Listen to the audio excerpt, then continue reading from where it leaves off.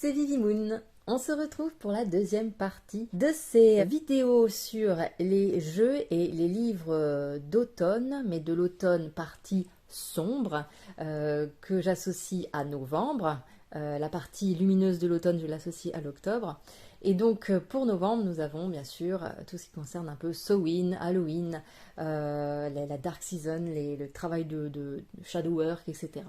Là, on va se tourner vers les livres. Alors, on commence tout de suite avec celui-ci, voilà, qui date un peu.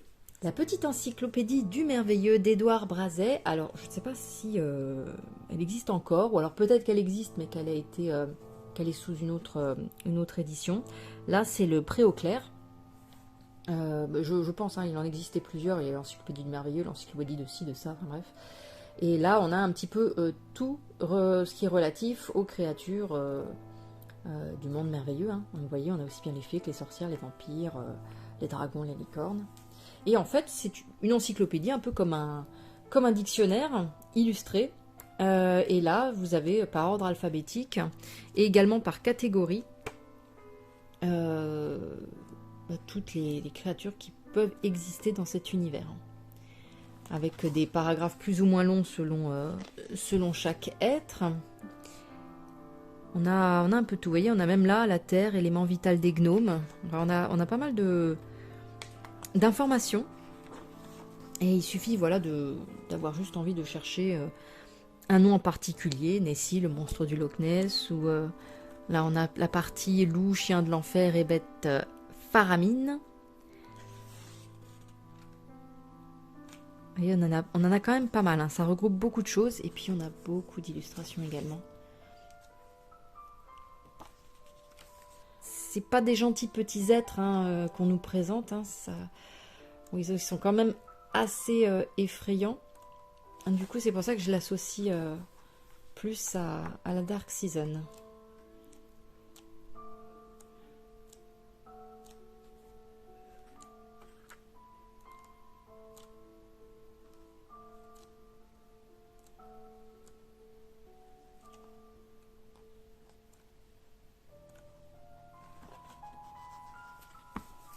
Voilà pour ce pavé. Ensuite, alors ça je vous le montre parce que... Mais alors ça n'existe plus. Alors peut-être éventuellement en occasion et encore. Je sais pas. C'est très très vieux. Les plus beaux contes du pays des fées. C'est un livre extrêmement vieux que j'ai beaucoup regardé. Il fait partie de mon enfance. En fait, ce livre, je l'ouvre, mais toujours presque religieusement. Je sais pas comment vous dire. C'est comme si ce livre était magique. Bon, mis à part que le titre est dégueulasse, avec cette espèce de jaune autour.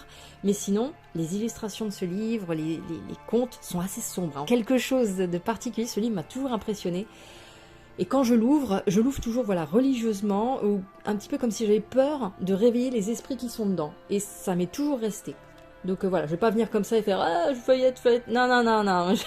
Avec celui-là, je fais pas. Donc voilà. Donc ici, on a tout ce qui est répertorié au niveau des contes qui sont retranscrits dans ce livre. Donc il y a des contes d'Allemagne, d'Angleterre, de Croatie, Danemark, Écosse, Espagne. Enfin bref, on a un petit peu tout. Voilà. Et puis là, on peut voir. Alors, choisis, ça c'est Milos Mali, donc je pense que c'est les contes qui ont été choisis.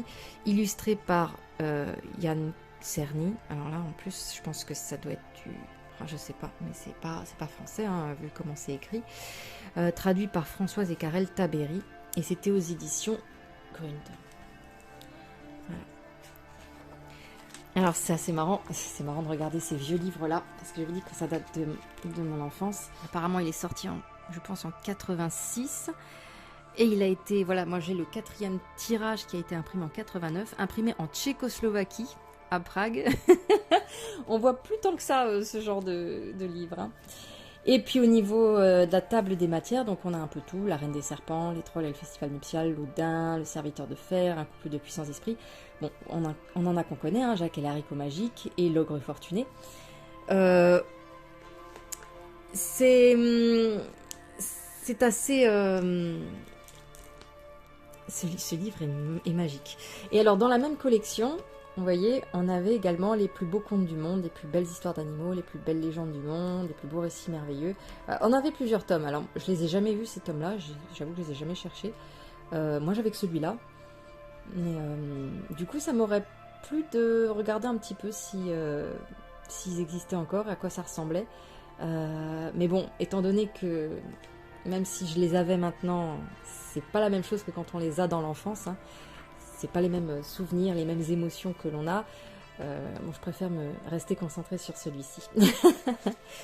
Et bon, alors du coup, j'en ai pris grand soin, mais malgré tout, voilà, il a quand même, voilà, hein, depuis 86, hein, je pense que je l'ai eu quasiment à sa sortie, 86 ou 89, 89, donc il a quand même de l'âge.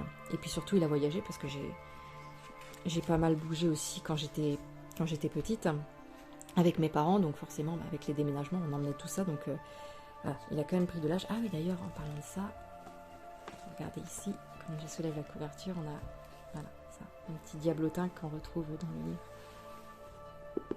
Très bien aussi cette couverture. Voilà. Donc comme je vous disais, ce sont des illustrations qui sont... Elles ne mettent pas forcément à l'aise, je trouve. On sent que ça va pas être des histoires très joyeuses. C'est le style hein, qui fait ça, mais... mais voilà. Et puis les histoires sont très très bien aussi. Hein. Vous voyez, c'est vraiment des couleurs assez noires, assez sombres. Hein. Après, quand j'étais petite, ça m'a pas déprimée, hein, pas du tout. Hein. Il faut que je fasse attention, il est de pire, il prend de plus en plus. Il est de plus en plus abîmé, mais c'est pas faute d'y faire attention. Mais puis j'ai pas forcément envie de mettre du scotch parce que le scotch vieillit mal, donc j'essaie de faire doucement. Puis en plus là, ces derniers temps, entre un coup très chaud, très sec, un coup humide, je sais pas, ça, il a pas dû aimer. Et voilà, c'est toutes sortes d'illustrations qui, je trouve, correspondent plutôt bien à l'automne sombre.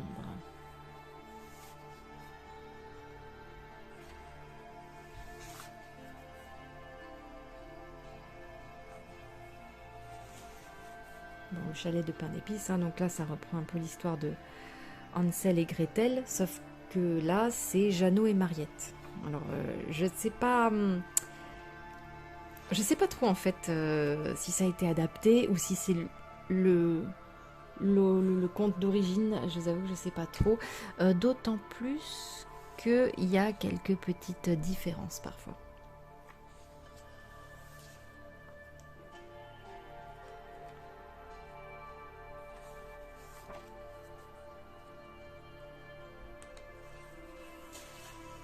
C'est une ambiance particulière. Parfois, quand j'étais petite, il y a certaines images qui me faisaient un petit peu peur. Et j'osais à peine toucher le... Comme celle-ci, par exemple, qui me faisait peur. Et du coup, j'osais à peine toucher le livre. Mais pourtant, je l'adorais, ce livre. Je l'adorais. Mais parfois, ça me faisait un peu peur.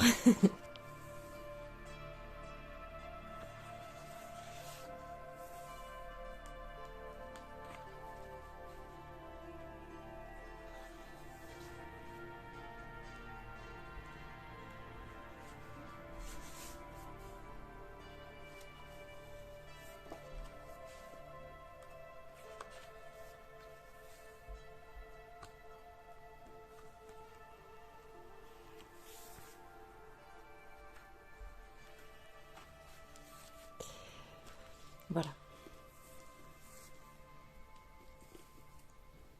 Alors, on passe ensuite à complètement différent. J'adore l'eau poutine, je vous l'ai dit, j'ai les deux, l'oracle et le tarot, les deux decks, l'oracle et le tarot.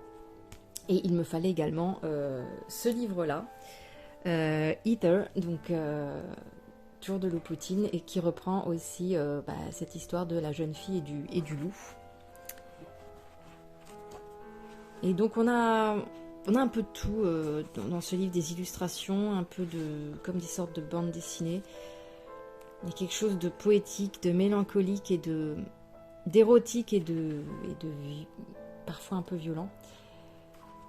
Et le mélange est fascinant. Je crois que c'est le mot.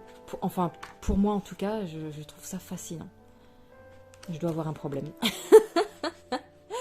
J'essaie de pas vous montrer tout parce que là c'est pareil, il y a des images parfois un petit peu olé olé, un petit peu particulier. C'est un petit peu particulier.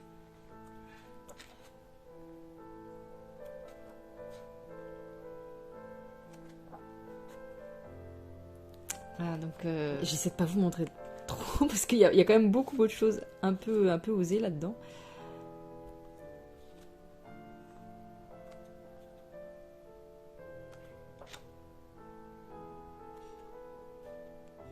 Il y a une espèce de flirt avec le danger, avec la mort.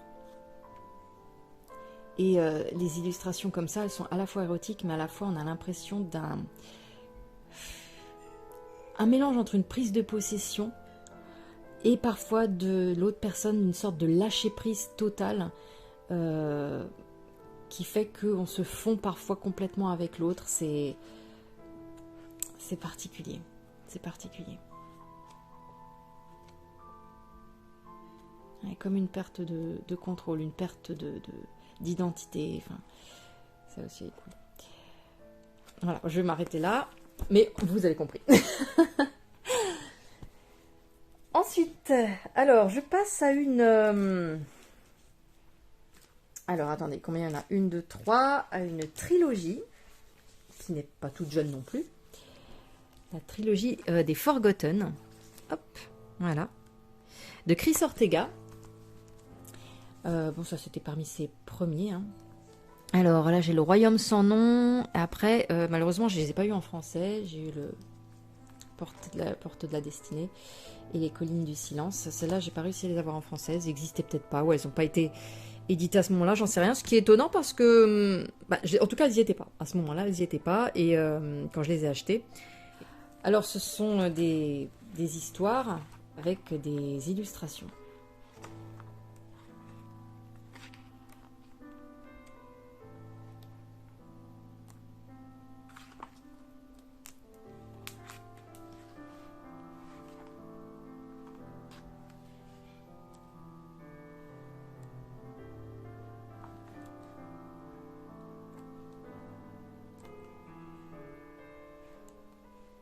Il y a un fil directeur hein, par rapport à l'histoire qui nous est contée.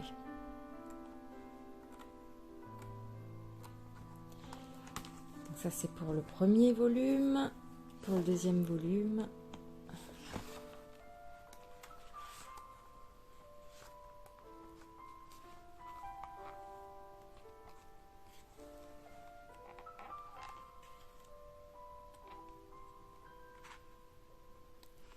Alors, pour certains, je pense que vous aurez reconnu certaines illustrations qui font partie de l'oracle, que je ne dise pas de bêtises, l'oracle de la guérison ou le Healing Oracle en anglais. Voilà, ce sont ces illustrations-là qui ont été reprises pour faire l'oracle. Donc les illustrations existaient déjà, l'oracle a été fait ensuite. Alors moi je l'ai pas, mais ma sœur là, enfin voilà, comme j'avais les livres, du coup j'ai du mal aussi avec les oracles qui sont faits à partir d'illustrations existantes, qui ont déjà leur propre histoire en fait, parce que du coup je trouve que c'est les détourner. Je dis pas que ça peut pas se faire, hein, mais du coup j'arrive pas à me l'approprier comme tel en fait. Mais ma sœur elle l'a pris l'oracle et apparemment il répond très bien, donc ça, je ne le mets pas en doute, mais moi, je sais que, comme je connais déjà l'histoire, que je me suis déjà imprégnée de toutes ces illustrations, j'arrive pas à l'associer à l'oracle du coup.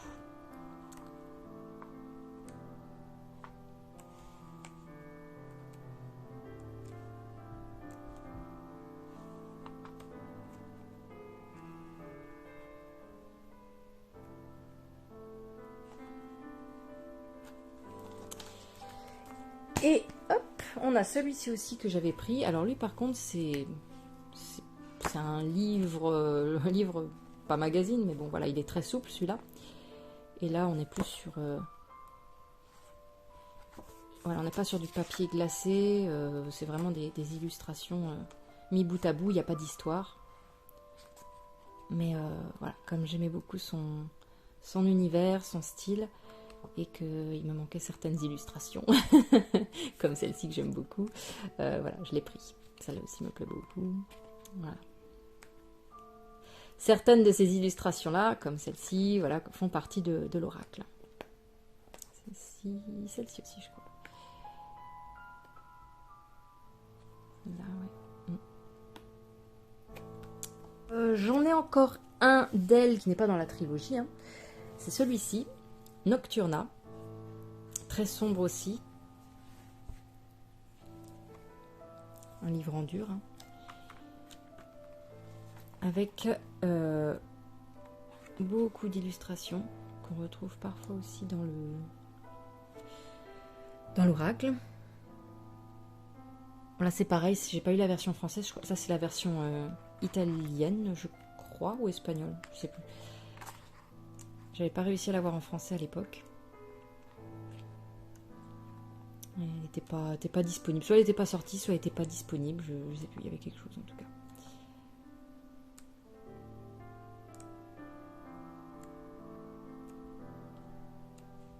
Donc il y a des illustrations que j'ai déjà en double hein, du coup par rapport à l'autre livre. Mais il y en a d'autres comme celle-ci que j'adore, qui sont inédites.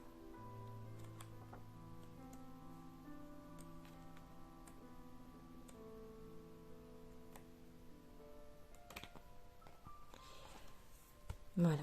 Passons à une deuxième trilogie, qui est la trilogie de Favol des Victoria Frances. Aussi un de mes premiers coups de cœur en matière de livres illustrés, d'illustration plutôt. Pareil, il y a un tarot qui est sorti avec ses illustrations, repris du livre. Bien évidemment, le jeu n'a pas été conçu comme tel, hein, ça a été uniquement des reprises des illustrations déjà existantes. C'est pour ça que je ne l'ai pas pris, parce que ça me parle moins du coup. Alors là c'est pareil, non c'est pareil ou c'est pas pareil? Non c'est pas pareil, je crois que là j'ai les trois en français. Ouais, les trois sont en français. C'est un peu comme la trilogie pour Ortega, on a vraiment une histoire, hein, une jeune fille qui va tomber amoureuse d'un vampire. Voilà, alors vous doutez bien que c'est un petit peu... C'est pas forcément très joyeux, hein. On est pareil dans quelque chose de tragique, de mélancolique, totalement gothique, hein, tout en hic de toute façon, voilà. Et l'histoire est très sympa. Alors, la fille, Favol, c'est comme ça qu'elle s'appelle, c'est le visage, c'est celui de la créatrice.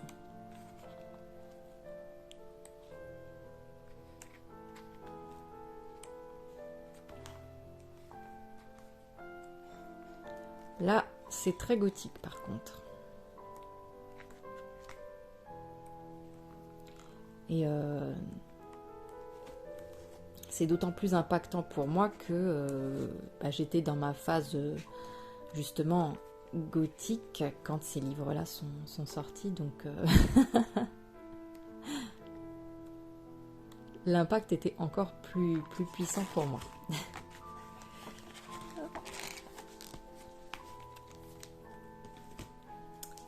Voilà, volume 2.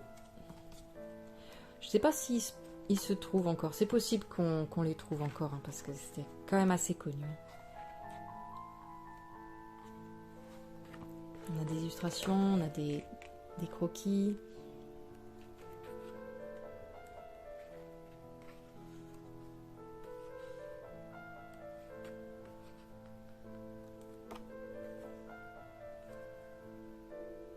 Ouais, super.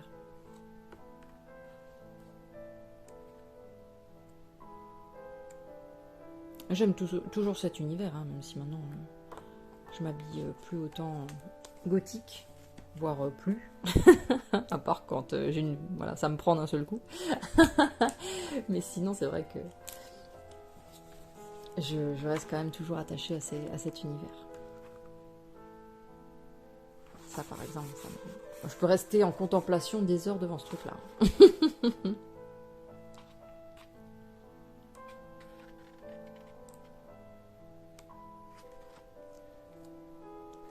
Après, je suis pas forcément une grande fan de vampires, à proprement parler. C'est plus vraiment l'univers, avec les manoirs, les vieilles forêts, le style de robe. Voilà.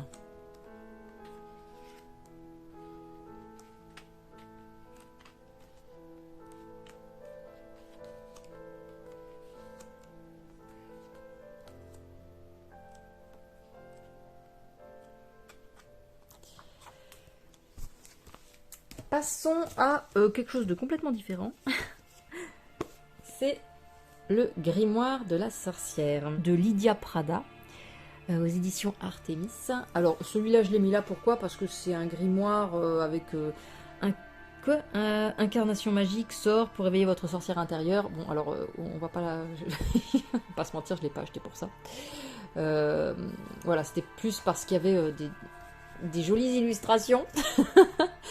Des chouettes illustrations, quelques informations pour ma culture personnelle, mais pas pour ma pratique, on va dire, hein, parce que je pratique pas.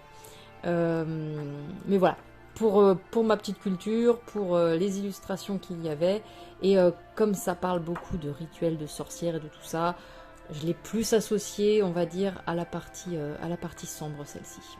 Donc c'est pour ça. Voilà.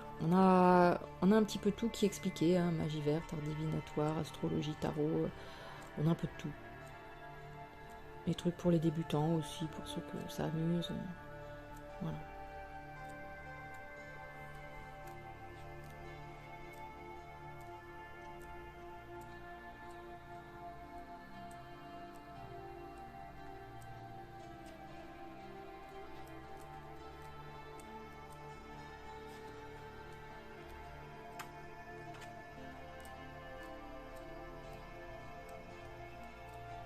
Les chakras aussi, ouais.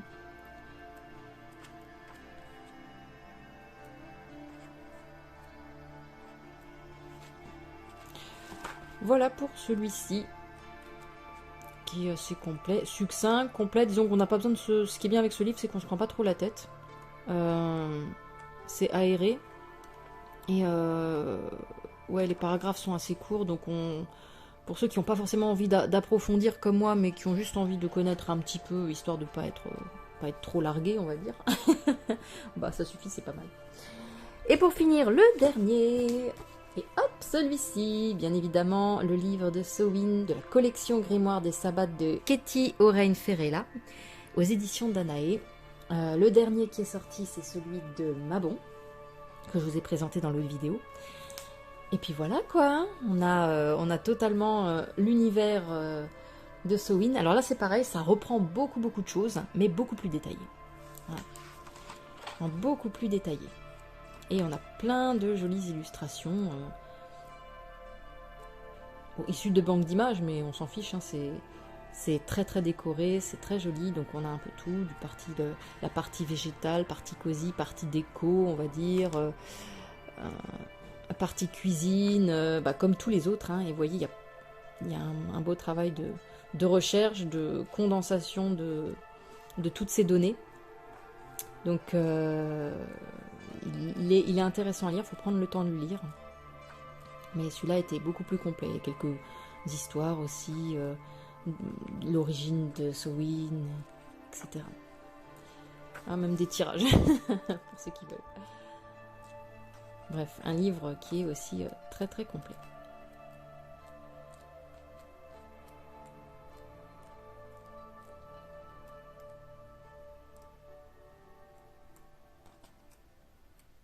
Alors déjà on voit le sommaire, hein, il y a plusieurs pages de sommaire.